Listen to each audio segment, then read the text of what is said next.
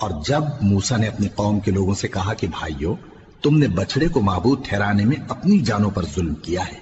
تو اپنے پیدا کرنے والے کے آگے توبہ کرو، پھر اپنوں کو قتل کرو، تمہارے خالق کے نزدیک تمہارے حق میں یہی بہتر ہے۔ پھر اس نے تمہارا قصور معاف کر دیا، وہ بے شک بڑا معاف کرنے والا ہے،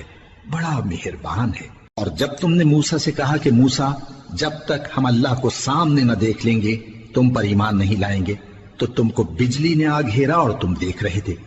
پھر موت آ جانے کے بعد ہم نے تم کو اثر نو زندہ کر دیا تاکہ احسان مانو،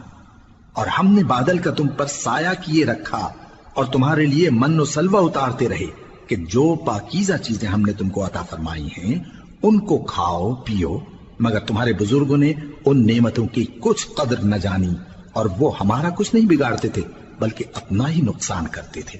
اور جب ہم نے ان سے کہا کہ اس گاؤں